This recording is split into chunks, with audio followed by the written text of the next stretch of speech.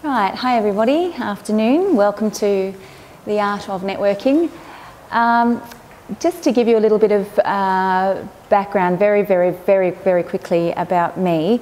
I work here for the Careers Central Unit and deliver some professional practice program type subjects specifically for international students, which really focuses on career development. That's what I do here. I have a background also as an actor and director in the theatre, so that just gives you a little bit of a rough idea about where I come from. So here today to talk to you about the art of networking. You'll probably, well you will find that I don't have a PowerPoint presentation, and I'm not going to stand here for an hour and talk to you about networking. Given that we've only got an hour, I really wanted you to get the most from this session that you possibly could.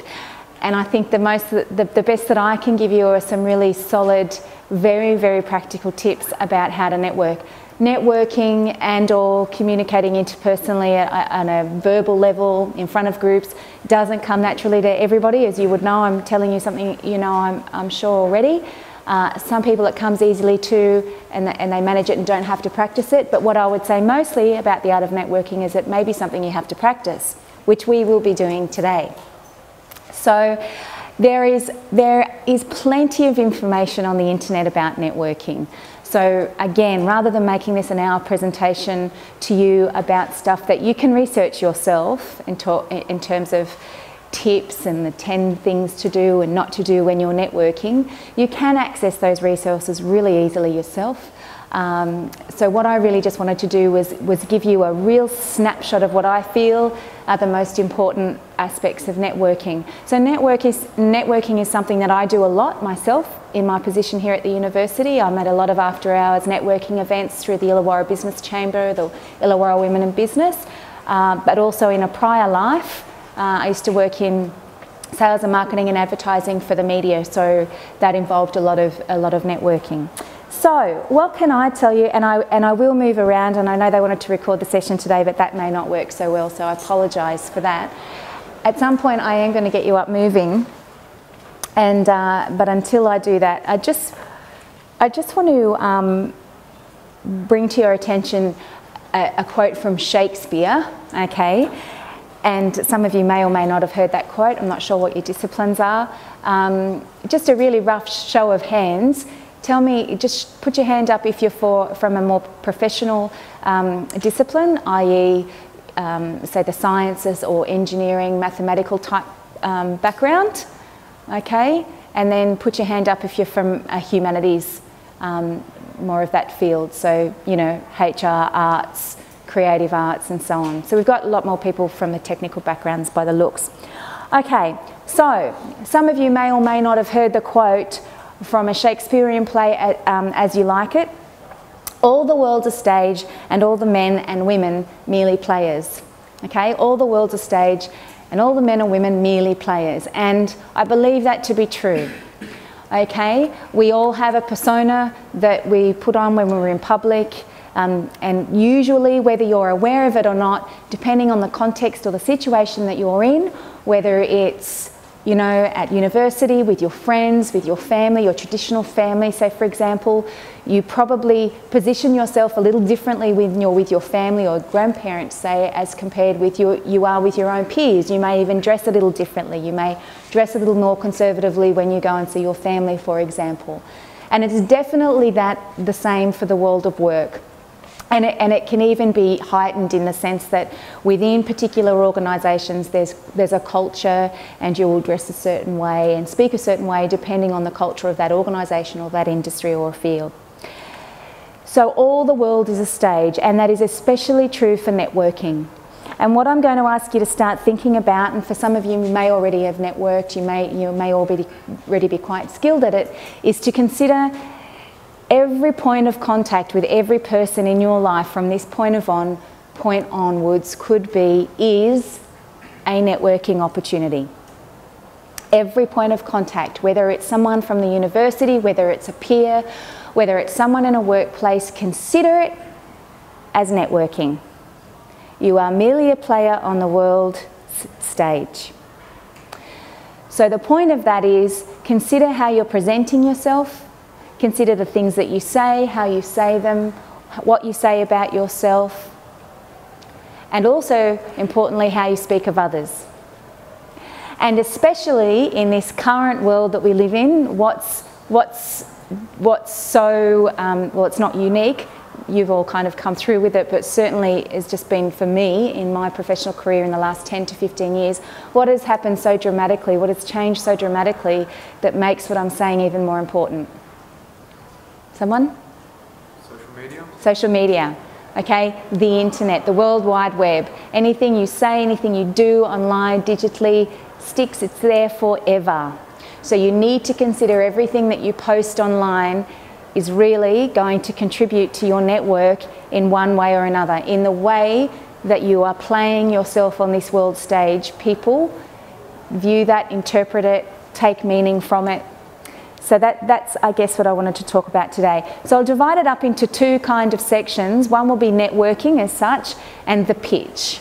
Okay, we won't focus so much on the pitch because that's a whole art form in itself, but we will talk about that. So I just want to talk to you a little bit about some definitions firstly. So this workshop itself is called The Art of Networking, and it is an art, okay? And for some of you, being creative, being artistic will kind of come naturally. It will be one of your talents, not so much a skill. It'll be something that you are born with. And for some of you, it will be a learned skill. It'll be something that you need to learn and practice. So what is the definition of art? Okay, the expression or application of human creative skill and imagination, typically in a visual form, okay, for beauty or emotional power. Okay, so the point of calling it the art of network is it is a creative skill and you need to use your imagination. I don't think you can consider network as something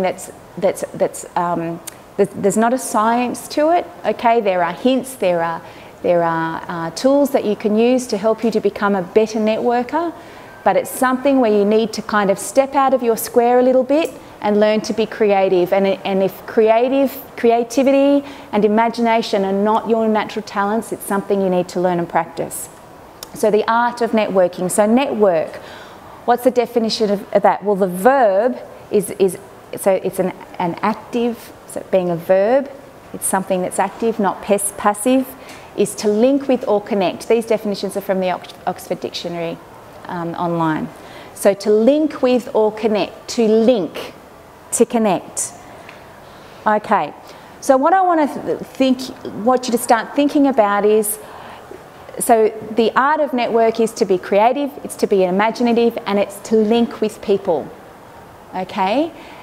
Now, I understand that for some people networking can be a frightening thing, particularly if it doesn't come naturally to you.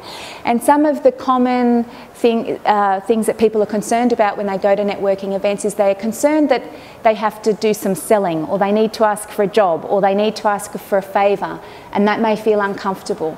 What I want you to consider today is that networking is not asking for anything. I'm asking you to kind of turn that up on its head and consider that networking is actually what you can do for someone else. Okay? Because straight away, if you have that objective in mind, if you think, well, my objective of going to this networking event, what's my objective? What am I doing? Don't think it's to see who I can get a job from, or it's to see who I can get something from. Make your objective simply to connect, or to link, or to make an offer. Because straight away, that nervousness and that anxiousness that you might feel about having to ask for something, that anxiety will move and shift, because your objective will be more about, it'll be an active objective to connect, to link, to meet, to offer. Yeah? Does that make sense? Any questions on that? Just by shifting the way you think about it will suddenly make it feel a little bit easier. So, what does objective mean? It's a thing aimed at or sought. So what's your goal? And I challenge you not to think too much about what networking is. This is why I didn't want to give you I didn't want to give you 20 slides of information today. I don't want you thinking too much about all the intricacies of networking. I want you to think about one simple objective. What's your goal? And I'm going to challenge you today to think of it purely one objective, and that's to have a conversation. Just to go and have a conversation. What's the outcome of the conversation? What will the outcome be of a conversation of someone you've never met before? A new friend, perhaps. A new friend, perhaps. What else? What would the outcome be from a conversation with someone you've never had before? Maybe an interesting idea. An interesting idea. So far we've got a new friend, an idea. What else? What outcome might there be from something as simple as a conversation? One at a time, say? Having fun. What else? Exchange information. What else? So we've got have fun, meet a friend. Maybe they know someone that you need to know. Maybe you meet someone who knows someone that you need to know. So you've made a friend, you've made a connection through others, you've had some fun, you've come up with ideas, you've exchanged information. What else might be the outcome of a simple conversation? Try to move away from the idea of a conversation at a networking event and just a simple conversation. They know you. They know your name. And hopefully if it's been a fun conversation, they'll remember your name. What else? What else might be the outcome? You've done well. So that's great. And that's how I really want you to think about networking today, is not about, oh, how do I ask for a job? How do I present myself? Have a conversation, because in this small room of people, we've already established all those really important things that can come from that conversation. Friend, idea, information, clarity or friendship. So I'm not talking about intimacy, the kind of intimacy you'd obviously have with your personal domestic relationships. I'm talking about the intimacy that you develop with someone that you develop a familiarity with. And the point of networking is that you will go with one objective in mind, which at this point is to have a conversation. And once you've connected that person, whether it be online or personally, you hopefully make connection, you know each other's names, you might see each other's posts on LinkedIn or whatever it is, and you will start to develop a familiarity with that person. And the familiarity, through the origin of the word conversation, should develop into a relationship, a working relationship of one kind or another. So if you start to think about networking in those ways, it may not be so scary. Okay? So before I go on, I just want to get an idea from you. Can you tell me if you've ever been to a networking event, to a formal networking event? Put your hand up nice and high so I can see. All right, thank you. Can you put your hand up if you've ever networked?